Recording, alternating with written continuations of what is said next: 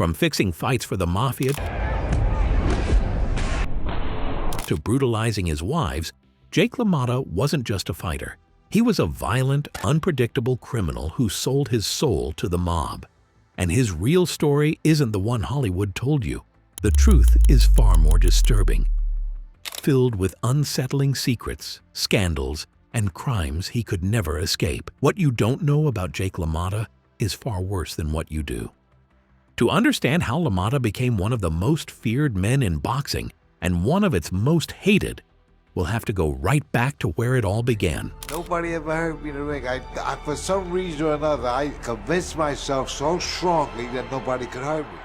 Jake LaMotta came into this world swinging, both figuratively and literally. Born in New York City to Italian immigrants, he was raised in a household where fists did most of the talking. His mother was born in the U.S., but his father had come over from Sicily in search of the so-called American dream. He had a tough childhood, and later in life, he told of how his father would regularly beat him, and according to him, his father was the only man he ever truly feared. Think about that. The guy who would later step into the ring with Sugar Ray Robinson 6 times was once just a terrified kid bracing himself for the next beating. But fear has a funny way of mutating.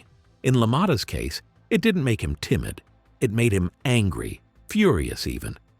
Even as a boy, he had a violent temper that he couldn't control. As he once said in an interview, "When I was 8, I was already getting mad at people. I would clock them for talking to each other because I thought they might be talking about me. Sometimes I would get so crazy at nothing that I didn't give a damn what happened, whether I killed them or they killed me. There could have been an explosion across the street, but I wouldn't have heard it." That kind of blind rage and paranoia became a part of his personality. This kind of rage doesn't go away, it just finds new targets, and soon LaMotta would find plenty. Growing up, his family lived in poverty, but his father made use of the young Jake's natural anger and aggression by organizing fights with other boys in the neighborhood for money. The local grown-ups would gather around and throw coins as the boys battered each other for their entertainment, and Jake's father would then scoop up the money and use it to help pay the family's rent. Yeah, it couldn't have been much fun growing up like that. Sure, it must have toughened him up, but nowadays, we'd call that child abuse. There's no other word for it. But for LaMotta, it was just life. And in a twisted way, it prepared him for what was coming next. At some point, his family briefly left New York and lived in Philadelphia for a while, but when they came back, they settled in the Bronx, a place where troubled youth with anger issues had 2 career paths, boxing or crime. LaMotta chose both. It wasn't long before he started making a name for himself. His reputation for violence spread fast, and it didn't matter whether you were a street thug, a bookie, or just an unlucky bystander. If you were in his way, he'd tear through you like a wrecking ball. If there's one story that sums up the sheer rage and recklessness that lived inside Jake LaMotta, it's this one, and trust me, it's brutal. At 17, LaMotta wasn't just some hot-headed kid getting into scraps. He was already a full-blown violent criminal. He planned to mug a local bookie who he knew always carried cash on him, and he had no intention of just scaring him off. He was ready to do damage. Armed with a length of lead piping in his hand, he stalked his victim and waited for the perfect moment to strike. He then crept up behind the bookie and hit him over the back of the head. But here's the thing, the guy didn't go down, and LaMotta snapped. That infamous temper of his boiled over into pure, unhinged violence. He kept swinging, again and again, until the bookie finally fell to the ground, unconscious. He grabbed the cash and bolted, leaving the man for dead on the street. No remorse, no hesitation. But if you thought that was disturbing, wait until you hear what he did to his own wife. The next day, the newspaper headlines made his stomach drop. The man had died. For 10 whole years, LaMotta walked around thinking he was a murderer, and instead of feeling guilt, he saw it as some kind of unpaid debt to the universe, like karma would eventually catch up with him. And then, the twist. Years later, LaMotta is in his dressing room after a fight, when in walks a familiar face, the bookie, alive. The guy actually congratulated LaMotta. He had no idea that the man standing in front of him was the same guy who tried to cave his skull in a decade earlier. LaMotta said he felt like a ghost had suddenly walked into the room. He didn't say a word, just stood there in shock, staring at the scars his attack had left behind. That poor bookie went to his grave without ever discovering the truth. Nobody ever knew what had happened that night, until LaMotta casually confessed to it in his autobiography years later. This wasn't even his only run-in with the law. Around the same time, he was caught trying to rob a jewelry store, which finally got him sent to reform school. And honestly, that was probably the best thing that could have happened to him, because that's where he first learned to box. We can imagine that it turned out he was pretty good at boxing, and on his release he continued to box as a way to earn himself a bit of extra cash. He went pro at 19 and apparently never lost any of his bouts as an amateur. Maybe it was inevitable that such a violent guy would be drawn to the world of fighting, but let's be honest, this wasn't some redemption story. Boxing didn't save Jake LaMotta. It just gave him a socially acceptable way to do what he had always done, hurt people. And trust me, outside the ring, he never stopped. Back then, you didn't make it to the top without the mafia's blessing. LaMotta refused to play their game until one night he gave in. As a pro, he quickly put together a string of 14 wins, with one draw being the only blemish on his record. And LaMotta scores a dramatic knockout over the very capable Laurent Couture. But then, in his 16th bout, he tasted defeat for the first time in a hugely controversial matchup with Jimmy Reeves. After 10 rounds, the final bell rang, and everyone in the building knew LaMotta had done enough to win, except the judges. Reeves was awarded the victory by split decision, and the crowd exploded. Fights broke out around the ring, and it took a full 20 minutes before the chaos was back under control. That wasn't a loss, it was a robbery. But that was boxing back then. If the mob wanted you to lose, you lost. The pair faced off again in a rematch, which LaMotta lost by a much less controversial unanimous decision. But he finally got his revenge in a third fight a couple of years later, when he knocked his man out cold in the 6th round. In the meantime, though, he was building one of the fiercest rivalries in boxing history, Sugar Ray Robinson. He lost the first fight, but in the second fight, LaMotta got his revenge, handing Robinson the first defeat of his career. This was to be the only time in 6 fights that LaMotta won. But those fights became legendary battles that defined both men's careers. LaMotta later joked that he had fought Sugar so many times, he almost got diabetes. Sugar was even the best man at one of LaMotta's weddings. He is inarguably one of the greatest boxers ever to have laced up a pair of gloves. You might even consider him the top pound-for-pound boxer of all time. I say I'm the greatest heavyweight of all time, but pound for pound, I still say Sugar Ray Robinson was the greatest of all time. So in scoring even just one win over a prime Robinson, despite the losses, LaMotta became known as one of the elite fighters of his day. So sooner or later, you'd expect him to be given a shot at the title, right? Wrong. Because despite beating almost everyone put in front of him, you have to remember that boxing back then was largely controlled by the mob. And since LaMotta refused to play ball with them, they refused to ever let him fight for the world championship. And he refused for years. He was too proud, too stubborn, too much of a street brawler to bow down to anyone, not even the most powerful criminals in the fight game. But that defiance came at a cost. And that's when the realization hit him. No matter how hard he fought, there was one opponent he couldn't beat: the men who controlled the sport from the shadows. The walls were closing in. No title shot, no future, no way forward. LaMotta had one choice: kneel or be forgotten. And in the end, he gave in. The deal was simple: throw one fight, get a title shot. Yes, he might be selling his soul to the mafia, but if he could swallow his pride just this once, at least he'd finally get what he deserved. In his 79th fight, after 6 years as a pro, LaMotta agreed to throw a fight against Billy Fox. Easy. All Jake had to do was put on a show, take a few shots, and let Fox walk away with the win. But then the fight actually started, and it was a complete disaster. See, Fox wasn't just a weaker fighter, he was flat out terrible. LaMotta wrote in his book, Fox can't even look good. The first round, a couple of belts to his head, and I see a glassy look coming over his eyes. Jesus Christ, a couple of jabs and he's going to fall down? By the fourth, if there was anybody in the garden who didn't know what was happening, he must have been dead drunk. Let that sink in. The fight fixing was so painfully obvious that the crowd started booing. People were literally laughing, and the New York State Athletic Commission withheld the purses and suspended LaMotta from boxing. That wasn't part of the plan, but a deal's a deal. And even though the fix was one of the most blatant and embarrassing in boxing history, LaMotta had played by the mafia's rules, paid them $20,000, and now, finally, he was given his shot at the title. Was it worth it? That's up for debate.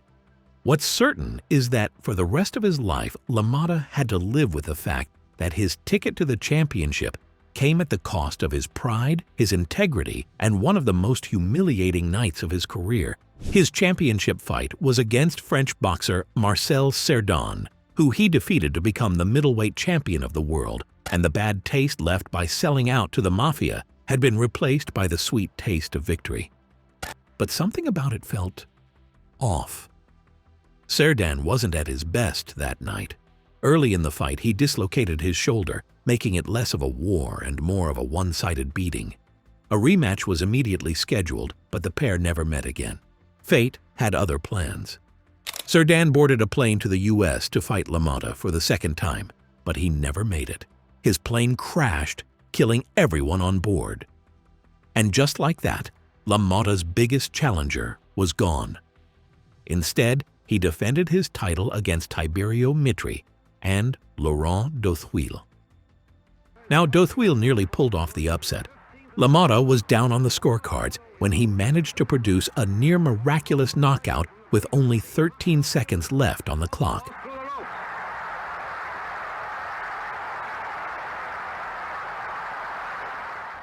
Further adding to his reputation as a fighter who would never give up.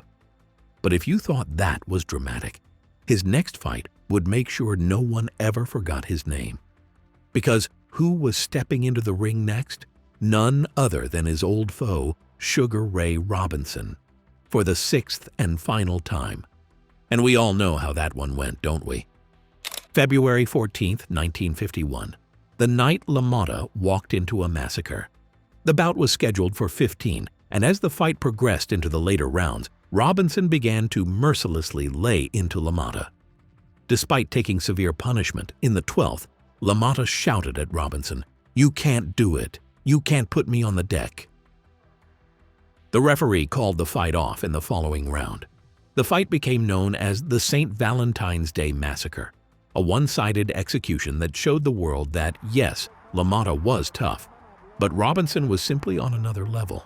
Thank you, Sapora. The fight will stop. Following this defeat, LaMotta decided to move up to light heavyweight, but the magic was gone. In a fight against Danny Nartico, he was knocked down for the first and only time in his entire career. For years, he had bragged that no son of a bitch ever knocked me off my feet. But now, even that was gone. It was clear that his days at the top end of boxing were over. He went on to fight 3 more times after his loss to Nartico, taking an L in his final bout against Billy Kilgore before walking out of the ring for the last time with a record of 83, 19, and 4.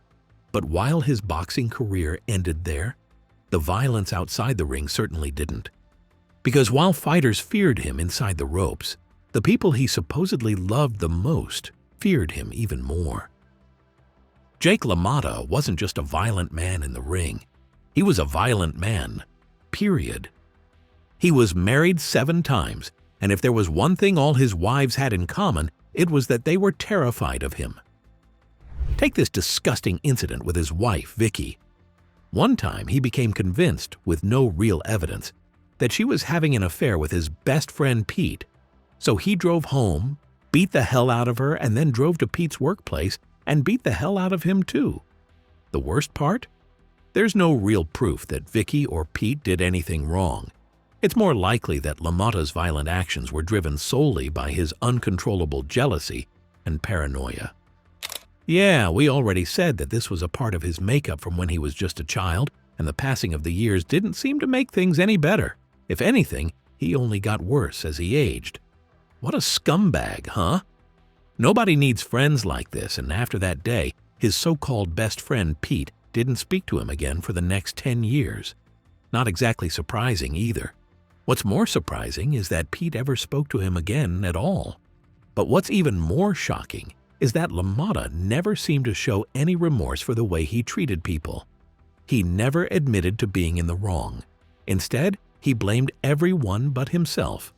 And when it came to beating his wives, he actually tried to justify it. His reasoning? If you had a girl and she was beautiful and other people were trying to invite her out and seduce her, wouldn't you get angry? I saw these jerks and schmucks coming out with lines and it bothered me. That's not anger, that's control. But his worst excuse? If I had hit them properly, they would be dead. You know how it is. You slap around a broad just a little bit and everything is blown out of proportion. Well, no, Jake. Most people don't slap around a broad at all. That's just you. He even bragged about his abuse. When I hit my wife, it wasn't a punch, it was a knockout. Plain disgusting. But if you think that's bad, wait till you hear this. One time when he was on a drunken rampage, he smashed his wife in the face before passing out himself from the drink. Now, most people, even the worst kind of people, would panic. They'd call for help. They'd be afraid for her life. But when he came round, his first thought was that he'd killed her and that a murder might negatively impact the rest of his boxing career. It didn't even enter his head to be concerned about her, the woman he was supposed to love. All he could think about was himself. He even thought about dumping her body in the river. Yup, this guy was a monster. But eventually she came around, so in the end, he didn't have to go through with the plan. But there's no doubt he would have been capable of it. And that isn't even the worst of it. It gets even more sickening, because in his own book, Jake LaMotta casually admitted to rape. And just like everything else he's done, he brushed it off like it was nothing. He describes it as just giving the woman a little push, saying, "You know what it's like to give a little extra pressure. It often happens when women get there first. They pretend that they didn't want it to happen. It's a game to them." Again, no, Jake. Most people don't know what it's like. Because most people aren't rapists. So not only a wife beater, but also a rapist. One who never paid the price for this or many of his other crimes. But thankfully, he didn't get away with everything. After his boxing career ended, LaMotta ran a club in Miami, and it's alleged that the club was filled with prostitution and that some of the girls who worked there were underage. Eventually, he was convicted for pimping out a 14-year-old girl and then sentenced to 6 months on a chain gang. 6 months. That was it. And again, even in his memoirs, he never admitted to being guilty, just like he did with everything else. After his release, he had nothing going for him. His fighting days were over, his reputation was ruined, and so he tried to squeeze whatever was left out of his name. He tried acting, but his movies were forgettable. He even tried stand-up comedy. Turns out, no one found him funny.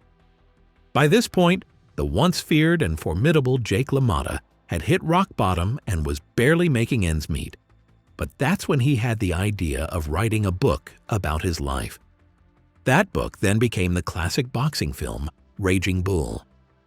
Directed by Martin Scorsese and starring Robert De Niro, the movie didn't glorify LaMotta. It exposed him.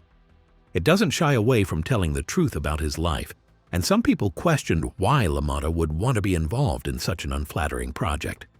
He was involved in making the movie, helping De Niro with his depiction of him, and even training him as a boxer so he would be able to look convincing in the fight scenes. Why would he do that? Why would he be involved in a film that painted him as such a brutal, unforgivable figure? Maybe because deep down, he knew it was true. He himself said, "When I saw the film, I was upset. I kind of looked bad in it. Then I realized it was true. That's the way it was. I was a no-good bastard. I realize it now. It's not the way I am now, but the way I was then." Sounds like a moment of regret, but was it really? Because even in his final years, when you might have expected him to have mellowed out. The way he talked about the things he'd done showed a deeply selfish, narcissistic, and even sociopathic disregard for the people he destroyed. Even his so-called realization that he was a monster felt like just another performance. You know that iconic scene in Raging Bull, where De Niro is punching the wall in solitary confinement, taking out his rage against the entire world on the prison concrete? That wasn't just Hollywood. That really happened. From an early age, this anger was an inseparable part of him. And although it drove him to achieve great feats inside the boxing ring, it also made him a terrible human being outside of it. LaMotta's whole life was spent fighting in the ring, fighting his demons, fighting the entire world. But the truth is, the fight he could never win was against himself. So sure, he's a Hall of Fame fighter.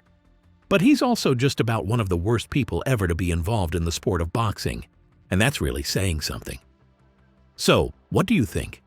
Can you separate the fighter from the man? Can you respect what he achieved inside the ring while condemning everything he did outside of it? Or does his violence, cruelty, and crimes make it impossible to remember him as anything other than a monster? Drop your thoughts in the comments below. And while you're here, if you like this video, hit that like button and subscribe.